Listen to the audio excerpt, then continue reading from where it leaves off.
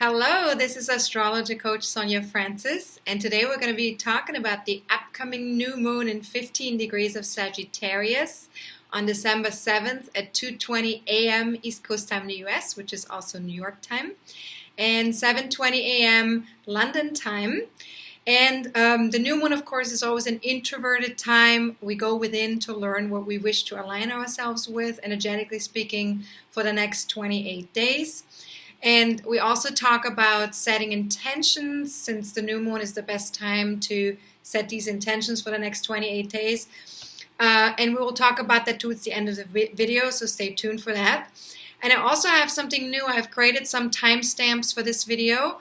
So for those of you who can't listen to the whole video in one go, you can click on the timestamps below the description part of the video and get straight to the part of the video that you want to watch or get back to if you need to take breaks in between. So I hope this is going to be a helpful adjustment to most of you. So let's get started with this new moon.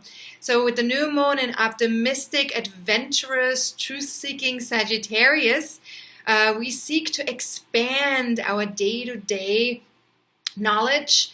We look for a larger truth and new possibilities to grow. And so what we want to ask ourselves with this new moon is, what do I see from where I stand? And what is my understanding of life? Because with Sagittarius, it's all about, what's my perspective? What do I see? What's the bigger picture? So what we really want to ask ourselves is, do I see the glass half full? Do I see the glass half empty most of the time? Do I shy away from new adventures, or do I thrive on exploring new territory? So these are some of the questions you can kind of dabble with or play with for the next 28 days, or maybe around the time of the new moon when the new moon becomes exact. And if you want to have access to the new moon questions from this video via my weekly forecasts, and you also want to maybe watch the members only full moon video every month, then stay tuned. I will talk a little bit more about memberships towards the end of this video. Now, let's get back to what this new moon is all about. Now, the new moon aligns with Jupiter in Sagittarius. So we have a chance to create a world of adventure. Jupiter is the ruler of Sagittarius. It's in its own sign. It feels really good there. So we feel this inner expansion, and, we want to grow. There's like a need for personal growth. We feel optimistic, and that helps us attract positive circumstances. Now, anything that expands our perspective is of interest to us at this time. So this could involve anything like travel, because when we travel, we usually see things differently, or we explore new territory that we haven't seen before. And we feel differently when we travel too, especially if we go further away from home. The further we go, the more different we feel. But then also stuff like higher education, if we take a course, or if we take some new adventure that we've never done before, we investigate, a new sport or a new, something new that we want to learn about, whether that's a life learning thing or personal growth learning thing, or could even just be could be a spiritual or philosophical learning, anything to do with higher education. And then also, foreign cultures. If we immerse ourselves in foreign cultures, we learn a lot about that, and we tend to have new perspectives when we do that. So if we watch documentaries, on foreign cultures or different people's behaviors, or how other people in other cultures eat, work, think, sleep, whatever it may be. So the search for a higher meaning of life and our existence on this planet is also something that we might want to investigate more, and that we might be more curious about or more interested in, with that Jupiter placement right next to the new moon. So you can ask yourself, might stepping outside of my daily routine bring me to a place where I can see myself or life from a new perspective? So, because we, as human beings, we're creatures of habit. So we sometimes get stuck in these daily routines. We wake up, we brush our teeth, we have breakfast, or we have coffee or tea.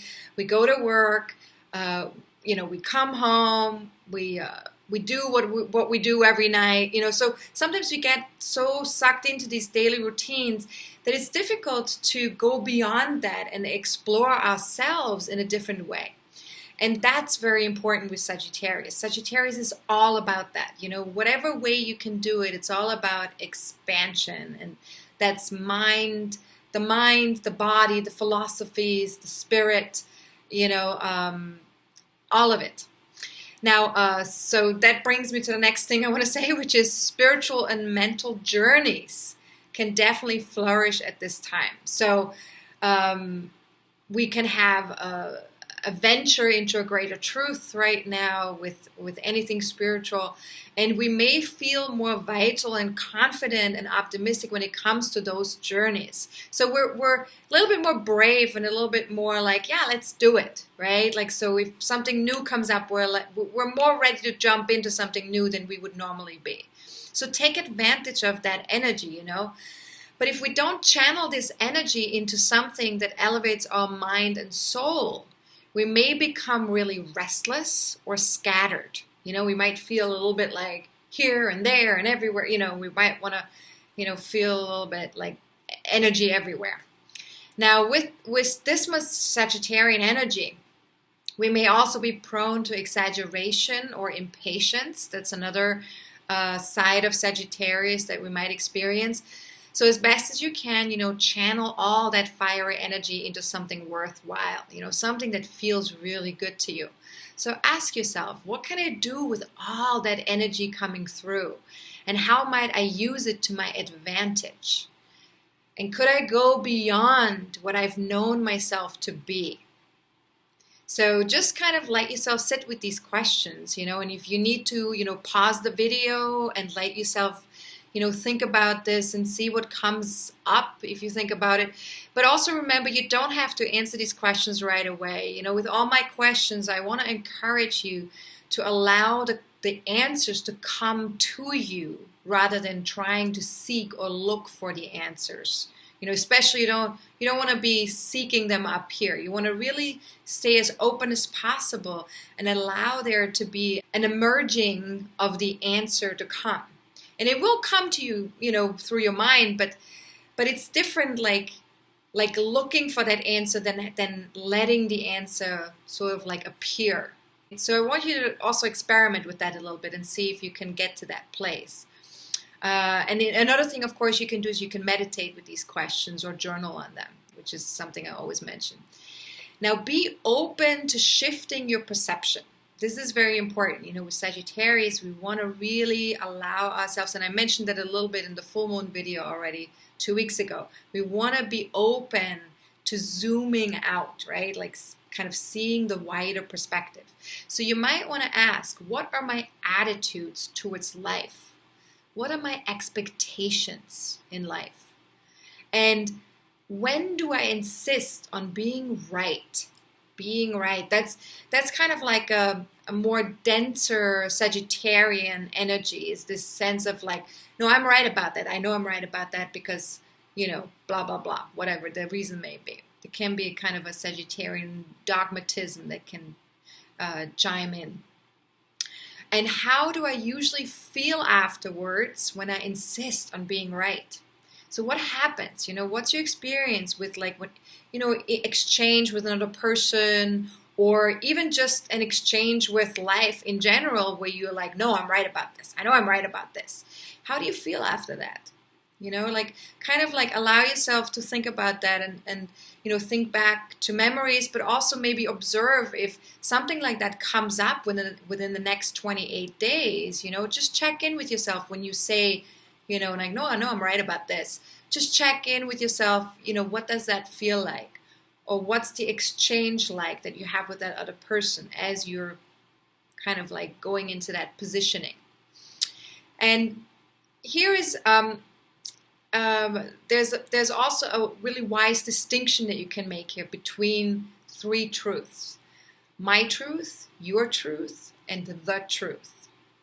And so what we need to watch out for is when my truth becomes the truth. And that's really important because that can tend to happen with Sagittarius, that just because we think something's true for us, we think it's the truth. And so we try to moralize and convince other people of this is the truth. You're wrong, I'm right.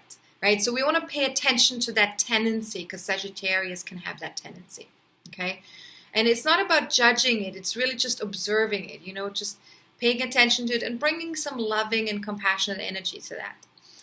Now, one thing that we really want to do with this new moon is seeing through the illusion of separation from the divine. And that's perhaps the greatest perspective shift of all, right? Because that's something we're not usually conditioned into. We usually don't have that type of conditioning. So that brings me to the next aspect of this new moon chart, which is the sun and moon in Sagittarius square the Neptune-Mars alignment in Pisces. So what we want to ask ourselves here is, what might be possible if I allowed myself to shift from my conditioning, so anything that I've been taught or that I've been, told, or anything that I've, so far, all the information I've accumulated, this far, and especially when I was a child. So allowing myself to shift from conditioning to feeling into the truth of who I am. And the key word here is feeling, right? Because when we talk about Pisces, it's all about the feeling body. It's the sensing body. So shifting from conditioning mind, to feeling into the truth of who I am. So what might be possible if I allowed myself to shift in that way? And to just kind of maybe also explore it and see what would that look like if I did that. And so this aspect really asks us, this square, this Sagittarius Pisces square, really asks us to stretch and grow. Like any square, always asks us to stretch and grow. It's sort of like an evolutionary aspect. So on the one hand, with Sagittarius, it points us towards exploring via the mind to experience confidence and a sense of expansion, right? It's all about expansion. On the other hand, Pisces draws us to connect with our intuition and let our imagination go wild and really see what is coming through. It's sort of like a connecting to the energies around us.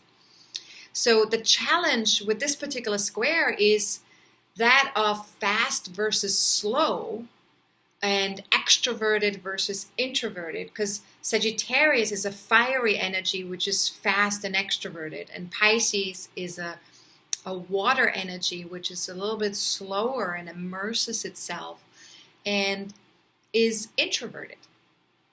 So it's all about going within. Now, another thing between Sagittarius and Pisces is outer engagement with life versus inner engagement with intuitive self. And then it's also about burning lots of energy as we explore life, which would be Sagittarius, versus a need for rest and inner peace achieved through acceptance and communion with our inner divinity. And that would be Pisces. So you can see how, when we talk about, the Sagittarian energy and the Pisces energy, they're really very different from each other and they have very little in common. So that's why there is a need for us to stretch and grow here. We need to make it work, make these two energies work with each other. So, even though we might want to go full out and be all, spend our energy and do all the things that we want to do and be out there in the world exploring, exploring, expanding and, doing God knows what, we also need to make time for inner exploration, peace, rest, sleep, creativity, our communion with the divine, meditation. So we need to kind of make space for both, and that's where we need to stretch ourselves. So ask yourself here, what might be possible if I gave my body and mind the opportunity to slow down and get completely quiet at least 5 minutes every day? And this is, of course, as we're experiencing this square, so for the next 28 days. So, and then as you can probably guess, we'll experience more flow in areas that favor intuition and imagination, such as creativity and spirituality. And if possible, with this square, hold off on plans for more practical matters, because we're not going to feel too practical with the Sagittarian Pisces combo. Instead, I want to invite you to just explore your conditioning and programming. And you may want to journal on those questions that I'm going to be posing now. These are really great questions, and feel free to also access them via my weekly forecasts. I'll post them on Sunday evening of each week, right?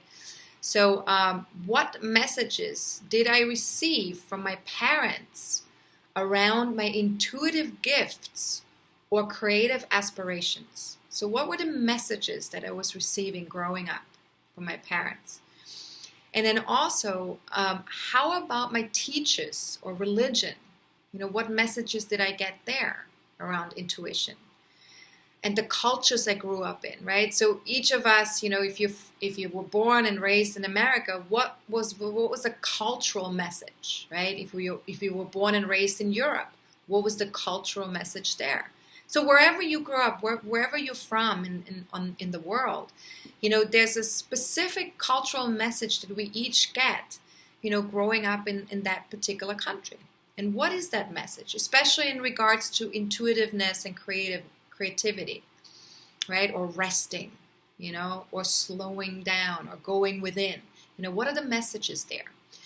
And how does my actual experience differ from those messages? And so this is a really, really important question, because that has to do with our direct experience. So we need to really check in and see, like, okay, so yes, these are all the messages and this is all the conditioning, but what actually goes on day to day when I actually experience something? Like, what is my relationship to intuition? What is my relationship to creativity? What is my relationship to resting, sleeping, slowing down, immersing myself in the feeling body? What is my relationship to my feeling body? So we really want to kind of check and see what is it actually? What's my actual experience? And where am I ready to expand beyond old programming? So we know what the messages are, we know what the programming is, once we've journaled on it or once we've thought about that in great detail. And then now where am I ready to expand beyond that? And which one of my filters, right? Because these messages that we have, they're just filters. Which one of my filters could I do without for a while, just as an exercise in freedom? And just remember, every message that we have implemented in our mind, every conditioning, every filter that's there, it is, to some extent, it creates a limitation. It creates sort of like a lid for us, because these messages, it means like, yes, that's the message, which means we can't necessarily do something different from that message. So we want to really take a look at these filters and see, maybe if we lift one of these filters just as an experiment for one day even, just as an exercise in freedom, just as an exercise in going beyond that limitation. So we also have 2 planets that are exalted at the time of the new moon. So we want to talk a little bit about that as well. Mercury, the communicator or messenger, is in Scorpio and is stationing, exalted.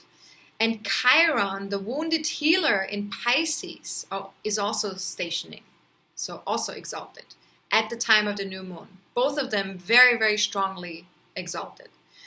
So, of course, that has an impact on the new moon energy and has an impact on what we're experiencing for the next 28 days. Now, Mercury ends its 3-week retrograde phase a day before the new moon becomes exact. So it's, when it ends a retrograde phase means it's like stopping. It's stopping to change direction, which means that it's very much stationing. And that's very, very strong, because the energy gets very, very exalted when that happens. And Chiron will follow Mercury in coming to a halt and ending its 5 months retrograde phase a couple of days after the new moon becomes exact. So what you want to ask yourself here is, with these two strong energies, where am I ready to move forward with my healing journey? How could an emotionally authentic approach to others support the next phase of my life? So, because remember, when a planet starts to move direct and goes forward again after having been retrograde, there's something that's moving forward. So how could an emotionally authentic approach to others support the next phase of my life? And what am I ready to talk about that has been in the back of my mind for the last several days? And what inner or outer conversations are ready for completion as a next step towards expansion and a greater understanding of life? So, and the reason why I'm asking these questions is because, Mercury went from being in Scorpio to being in Sagittarius, moving back into Scorpio, and then stationing there to go direct, and then it's going to move back into Sagittarius. So with this movement from Scorpio to Scorpio, and then back into Sagittarius, so there's something we're needing to complete in the Scorpio energy as the planet stations direct. So what inner or outer conversations are ready for completion as a next step towards expansion and a greater understanding of life is possible, so that we can make that happen. So if you want to know how the station direct phases are impacting you personally, how that looks in your chart, in your birth chart, feel free to get my 90-minute webinar on the subject. We have a recording of our last forecasting forum where we discussed all these station direct phases that are currently happening. You can also catch a quick preview of this webinar on my website or via my YouTube channel. If you want to look at it from my website, go to my homepage and just scroll down to the very bottom of the homepage, and you should say 20-minute excerpt of the Neptune, Mercury, Chiron station direct phases. Okay, so you can just click on that video there. You can also get the whole 110-minute webinar for free if you join as a star member of my online community by December 9th. And then, of course, if you're already a star or superstar member, check your email for the link to the webinar, because I've already sent it out on November 27th. Okay? Now, let's get back to Mercury and Chiron being exalted. Not only are they exalted, they are also trining each other. So this aspect is a wonderful possibility for deep emotional healing around our conditioning and day-to-day thinking structures. So we really can immerse ourselves in this healing process. And of course, always with any kind of healing process, we want to bring compassion for ourselves and others to emotionally difficult communications. We're able to allow more for the flow of feelings as we share ourselves, and we can also be more honest about our feeling body. And then also forgiveness and understanding towards ourselves and others comes more easily now in general, because we tend to get more connected to our own humanity and letting it be okay that we're human beings with ourselves and with other people. So what you can ask yourself, what might be possible on my healing journey if I listened to the wisdom of my heart and soul? That's because Chiron is in Pisces, which is connected to the heart and soul. And what if I accepted my own humanity and my sensitivities? If I communicated all of this within my intimate relationships? And then, of course, what role would trust play in all of this? Because, Mercury is in Scorpio, so we still have to be able to trust one another. So what role does trust play?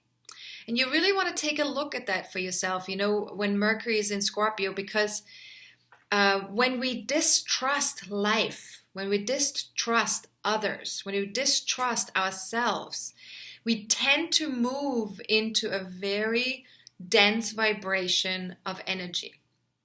I mean, if you think about distrusting life or distrusting others, what you immediately feel internally, energetically speaking, is like a closing off, right? It's like a whoa, and it feels dense, and it's like an armor. It's almost like there's an armor right in front of your heart. So we want to take a look at that and see what's going on there. Why is it so hard to trust?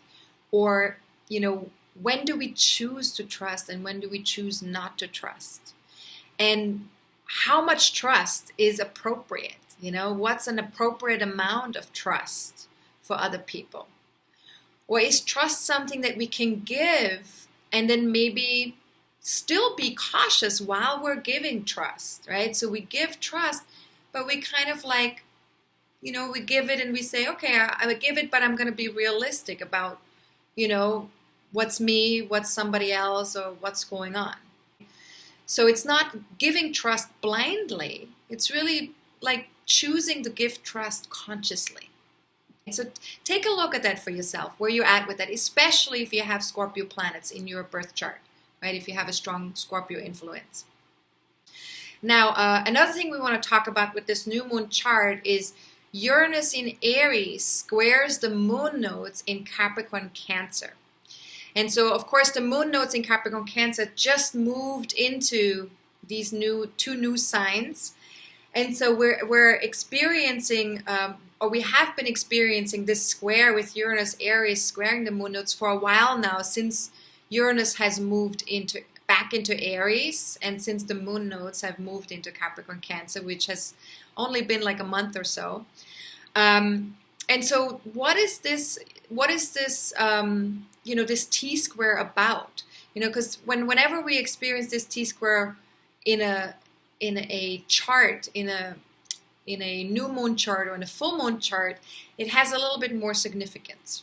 So we're being asked to take a 90-degree turn right now to gain a new perspective, to explore different avenues leading to different outcomes, especially in regards to our personal and individual goals, right? Because Uranus is in Aries. Aries is about our personal individual goals.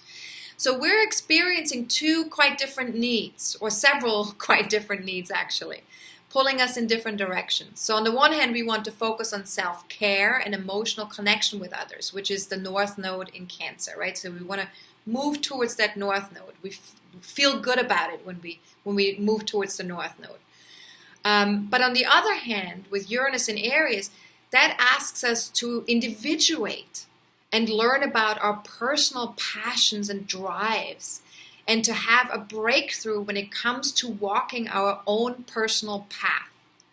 So we may also feel a desire to break free and rebel against obligations. This is connected to the square with the South Node in Capricorn. So Uranus is kind of stirring things up a little bit and saying, hey, what about me? What about my aspirations? What about my path? So ask yourself here, how unique do I let myself be? And where do I stop myself from passionately stepping into my unique self? And could I give myself permission to let my freak flag fly? That's like a tongue twister, freak flag fly. So could I give myself permission to let my freak flag fly? Is this possible? Can I do it? And what if I lived without apologies just for today? So I want you to experiment with that, experiment with, seeing what happens if you just don't make any apologies for yourself, just for one day. See what happens. Also see, how your conditioning might, pull you back and go, no, I can't do that, or, I can't be that free, right? Because very often we have these limitations that we impose upon ourselves that we're not even conscious about or not even aware of. So what if I lived without apologies just for one day or just for today? Now, to sum it all up for this new moon, if this new moon had a core message, it would be, as best as you can, provide yourself with compassion and understanding. Embrace your inner divinity in all its infinite wonder and capacity to simply know through feeling things, through sensing things. And also ask yourself some last questions here. If there was a reason for me to be here, what might the reason be? So in terms of just our existence on this planet and our existence as a human being, if there was a reason for me to be here, what might that reason be? And where am I headed? Where am I headed in this lifetime as this particular body, as this particular spirit? Where am I headed? And what do I believe and what do I simply know? Because, what we believe and what we know is not necessarily the same thing. We believe things that, we have thought about or that we think are the truth, or conditioned stuff, that we've picked up from our upbringing, from our culture. But what is it that I simply know internally? Things that I don't have to think about, things that I just kind of like it just pops up because it's right there, right in my heart. I just know. So what do I believe and what do I simply know? And where do I need to take a leap of faith or simply trust? Because leap of faith, of course, that's something that has to do with, that ability to just jump into life and say, yes, I'm going to live it. Yes, I'm going to trust that life will have my back. And yes, I want to live, I want to explore life. So where do I need to take a leap of faith or simply trust? And as best as you can, question your assumptions, question your expectations about things. Ask yourself, what fundamental assumptions or expectations do I have about life, about others? What about myself? And what does my direct experience show me when I choose to stay open? When I choose to have an open mind, when I choose to have an open heart, what is my direct experience in those moments? And how could beginner's mind support a different perspective, right? Because when we're open, when we're truly open, that's sort of like the place of beginner's mind, right? When we haven't had an experience yet and we don't know what to expect, that's when we're truly open. And, very often in my yoga classes, my yoga teacher always says, go into a pose with beginner's mind. Don't think of the pose as something that you've done before or that you suck at or you're really good at. Just beginner's mind, approach it from a place of like, it will be what it will be. I've never done this before and I'm just going to explore and experiment with being in that pose. So if we can bring that attitude towards life more often, where we really tap into that beginner's mind, how could that support us having a different perspective or also a different experience? And does my life as it is now reflect my philosophy and vice versa?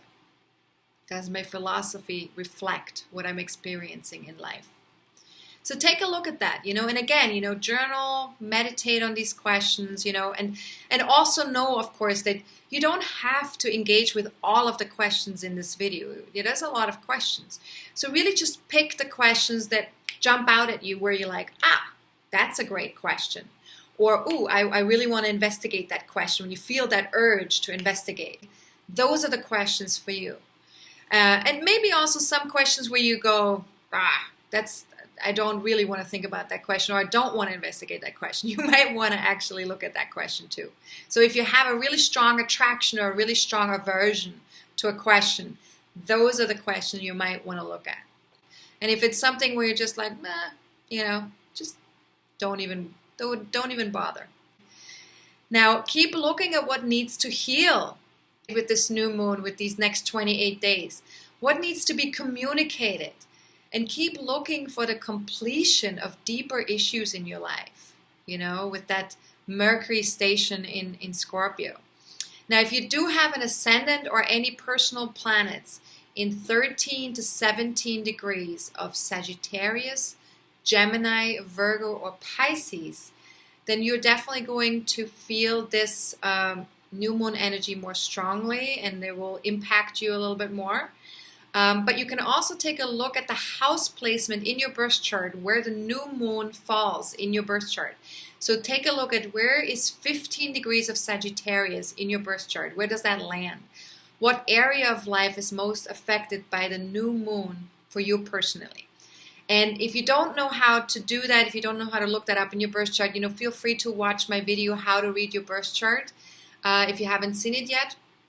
And this is available right now for free on my homepage, on my website at AstrologerCoach.com. Just scroll down on the homepage until you see a window that says free class, and that is the How to Read Your Birth Chart class, and you can click on that and watch that video there. Or you can also watch it on YouTube as well. Now, before we talk about setting intentions, I just want to very briefly mention a little bit about the memberships on my website. If you've been thinking about joining my online community, I really would highly recommend getting in now before my discounts end. Right now I have discounts that are anywhere from 40 to 60% off, depending on which membership you choose. I have 3 different memberships. And all of these discounts, if you choose to join now, will be locked in for life. So even if the prices go up, your price will not go up for the monthly memberships or for the yearly memberships if you choose to do a yearly membership. Now, there are 3 membership levels available, and each one of them accommodates, whatever your needs are at this time. The most basic one is the universal membership. Then the next one up is the star membership, and the most advanced one and the one where you get the most stuff is the superstar membership. So each one of them gives you access to free astrology content all month long, and whichever level you choose, it's you get proportionally a little bit more for each level. So the star membership, for example, includes the monthly forecasting forums, as well as the superstar memberships as well. And in the next monthly forecasting forum, we will cover an overview of 2019. So for those of you who want to join us for that, that will be on December 20th at 2 p.m. East Coast time. And there will also be a recording, of course, so if you can't make it at that time, you can also get the MP4 video presentation of that forum. And then the Superstar membership also includes monthly one-on-one coaching sessions with me via Skype or FaceTime or Zoom, whatever, or phone, whatever works best for you. And 1 free 60-minute reading per year. So you always get a reading each year, as well as free access to the Soul-Based Basics course, which this basics course includes 6 90-minute classes about everything that you need to know so you can read your own birth chart. And that's a fantastic course to watch, especially if you want to watch my monthly forecasting forums. That course will really make the forums even more valuable for you. And also, if you just want to, know your own birth chart a little bit better and know what all the symbols are and what all the houses are and, what all the aspects are. If you want to understand that a little bit better, that's the course to take, okay? And that's for free with the Superstar membership. So something to consider, right? Now, feel free to check out all the details on my website at AstrologerCoach.com. And now we will talk about the new moon intentions. So each new moon, of course, is a fantastic time to make intentions for the next 28 days, to go within and to really get connected to the energy of the new moon and to set some powerful intentions in relationship to the new moon energy. And so intentions are always best done after the new moon becomes exact, not before. So after the new moon becomes exact. And definitely not during a moon void of course phase. So you want to avoid moon void of course phases. And the first 48 hours after the new moon has become exact are the most powerful to set intentions. So for this month, the best and most potent time to set intentions will be anytime between 2:20 a.m. on December 7th until 5 a.m. on December 8th. And then again from 7:01 a.m. on December 8th until 2:20 a.m. on December 9th. And so all of this is New York time and US East Coast time. right? So if you live in a different time zone other than East Coast time, feel free to join my Facebook fan page or follow me on Twitter. I will be posting reminders on December 7th and December 8th to let you know when is the best and most potent time to set your intentions. And then you can just, once that pops up on your phone or on your computer, you can just set the intentions right there and then. Or you can also look it up via time zone converter online as well if you live in a different time zone. Now, for more information about setting intentions, new moon intentions, go to my website and go to my blog page and then look for astrology articles, or there's a tag for the new moon intentions on the right-hand side of the blog page. So if you look at the blog page on the right-hand side, if you scroll down, there are a bunch of tags, and one of them says new moon intentions. If you click on that tag, you get straight to that article. Now, to sign up for my free monthly newsletter, which includes special offers, my new moon videos, and announcements about my courses or my business, feel free to email us at info@astrologercoach.com and just write newsletter in the subject line. Or you can also sign up for my newsletter on my homepage on the website, right at the top of the website. Okay, so that's possible. And then if you have any general questions about astrology or about the new moon, anything that doesn't involve me to know your chart or pull up your chart, your birth chart, feel free to email me at info@astrologercoach.com. I'm happy to answer general questions. If it's something more personal, where I need to take a look at your chart, please book a reading on my website at astrologercoach.com on the services page or on the reading page. And I'll be very happy to do a reading for you. I have readings that are as short as 25 minutes long, and then I have readings that are as long as 2.5 hours long. So you can choose anything in between, whatever your budget allows and whatever your time allows. So feel free to check that out, okay? Now, if you have any questions that are connected to what's coming up within the next 30 days, or something that's connected to 2019, then feel free to join the next monthly forecasting forum on December 20th. I'm always happy to answer questions during the forums as well. Now, my members will see me again in 2 weeks at this time. At the time of a week before the full moon, I will be recording another video so we can look at how far we've come since setting our new moon intentions. And for those of you who are not members yet, feel free to stay tuned for the next new moon video in about a month from now. And, if you want to check out my weekly forecasts, those are available via Facebook. Some of it, like excerpts are available via Facebook and Twitter. And then if you want to have the whole weekly forecasts, those are available via my website, via membership. All right, so have a fantastic new moon. And this is Astrologer Coach Sonja Francis. Goodbye. Have a good one.